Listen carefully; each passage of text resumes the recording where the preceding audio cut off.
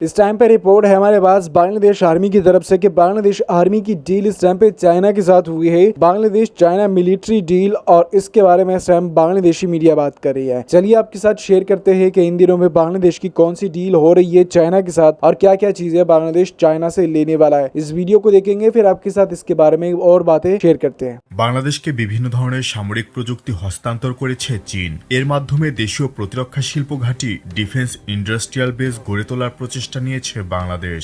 মঙ্গলবার 11 মার্চ প্রকাশিত national image of China in Bangladesh শীর্ষক এক গবেষণাপত্রে এই তথ্য জানানো হয়। প্রধান উপদেষ্টা ডক্টর মোহাম্মদ ইউনুসের চীন সফরের আগে বাংলাদেশ ও চীনের প্রতিরক্ষা সম্পর্ক নিয়ে এই তথ্য প্রকাশ করা হয়। সবকিছু ঠিক থাকলে আগামী 26 মার্চ চীন সফরে যাবেন প্রধান উপদেষ্টা। 28 মার্চ চীনের প্রেসিডেন্ট শি জিনপিং এর সঙ্গে তার বৈঠকের কথা রয়েছে। গবেষণাপত্রে বলা হয়, বেইজিং বাংলাদেশকে রাইফেল, রকেট লঞ্চার, ম্যানপ্যাড, হালকা ইউটিলিটি যানবাহন ইত্যাদির মতো ছোট এবং মাঝারি আকারের অস্ত্রের জন্য বাংলাদেশ অর্ডিন্যান্স ফ্যাক্টরি এবং বাংলাদেশ মেশিন টুলস ফ্যাক্টরিকে প্রযুক্তি হস্তান্তর করেছে, যা একটি দেশীয় প্রতিরক্ষা শিল্প ঘাঁটি ডিফেন্স ইন্ডাস্ট্রিয়াল বেস গড়ে তোলার লক্ষ্য অর্জনের সহায়তা। 2024 সালের আগস্টে ক্ষমতা পালাবদলের পরও দুই দেশের সম্পর্কে কোনো ধরনের পরিবর্তন হয়নি বলে জানানো হয় গবেষণা প্রতিবেদনে। 2024 সালের অক্টোবরে পিপুলস লিবারেশন আর্মি নেভি তাদের যুদ্ধজাহাজ চিজি গুয়াং এবং জিন গ্যাংশাংকে চট্টগ্রাম বন্দরে শুভেচ্ছা সফরের জন্য পাঠিয়েছিল চীন।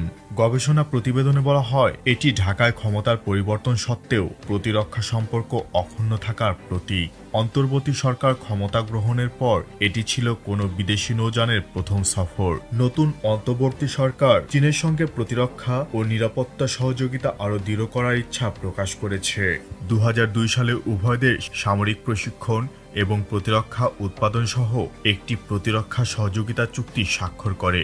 2014 সালে উভয় দেশ সামরিক সহযোগিতার বিষয়ে 4টি চুক্তি স্বাক্ষর করে। এর মধ্যে একটি চুক্তি ছিল যেখানে পিপুলস লিবারেশন আর্মি পিএলএ বাংলাদেশের সশস্ত্র বাহিনীকে বিনামূল্যে প্রশিক্ষণ এবং সরবরাহ সহ সামরিক সহায়তা প্রদান করবে।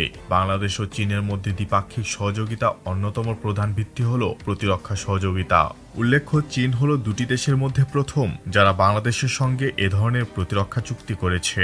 1975 থেকে 1980 সাল পর্যন্ত চীনের প্রতিরক্ষা সহায়তা দ্বিপাক্ষিক সম্পর্কে কেন্দ্রবিন্দুতে পরিণত হয়, কারণ এটি ওই সময়ে বাংলাদেশের 78% অস্ত্র সরবরাহ করে। গবেষণা প্রতিবেদনের তথ্য বলছে, বর্তমানে বাংলাদেশ চীনা অস্ত্রের দ্বিতীয় বৃহত্তম ক্রেতা। 2019 থেকে 2023 সাল পর্যন্ত চীনের মোট অস্ত্র বিক্রির 11% ছিল বাংলাদেশ।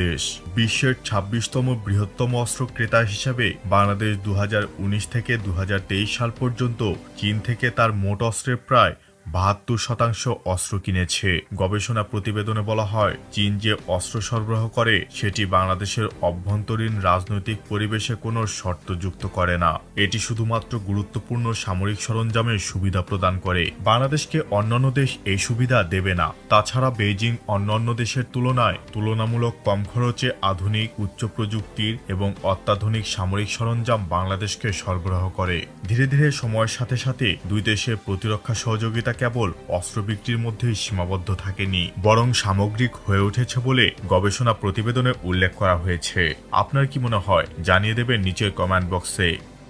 टाइम पे बांग्लादेश की डील चल रही है चाइना के साथ। 2024 के अगस्त में पाकिस्तान के साथ बांग्लादेश की डील हुई थी, वो थी मिसाइलों की और फाइटर जेट्स की। लेकिन 2024 के जनवरी में ये चीज़ें आगे बढ़ी, और जो कि हमें अंदाज़ा भी हो रहा है और हमें साफ दिखाई दे भी रहा है। लेकिन इसके अलावा अगर हम देखते हैं आगे की चीज़ों की तरफ, तो हमें इस टाइम पे चाइना के साथ डील देखने को काफ़ी ज़्यादा मिल रही है, क्योंकि चाइना काफ़ी ज़्यादा चीज़ें प्रोड्यूस कर रहा है, बना रहा है। फाइटर जेट्स भी बना रहा है, मिलिट्री इक्विपमेंट भी बना रहा है, फाइटर जेट्स भी बना रहा है, ड्रोन्स भी बना रहा है। तो बांग्लादेश जो है वो इस टाइम पे डील्स तो कर रहा है कई सारे ममालिकों के साथ, लेकिन बात यहाँ पे ये है कि बांग्लादेश अगर उनके साथ डील कर रहा है तो तुर्की के साथ भी तो कर रहा है, तो कहीं ना कहीं बांग्लादेश दोनों तरफ से जो है ना फायदा उठाने की कोशिश कर रहा है। बांग्लादेश चाह रहा है कि उनको काफी ज्यादा फायदा हो जाए, और इसी चीज की वजह से आप लोग देख सकते हैं कि बांग्लादेश जो है वो चाइना, पाकिस्तान और तुर्की के साथ डील कर रहा है, जिससे बांग्लादेश की मिलिट्री काफी मजबूत हो।